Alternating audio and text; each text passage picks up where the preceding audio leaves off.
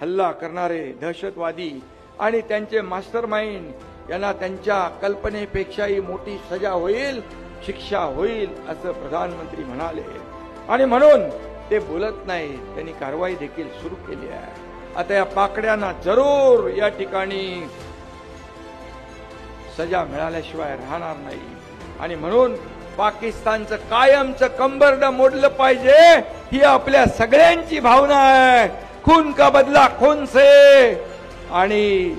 या पाकिस्तानला, या पाकिस्तानचं नामो निशान मिटवण्याचं सगळ्यांच्या मनामध्ये एक जे काय एक राग आहे, चीड आहे, संताप आहे आणि म्हणून मी या ठिकाणी एवढंच सांगतो,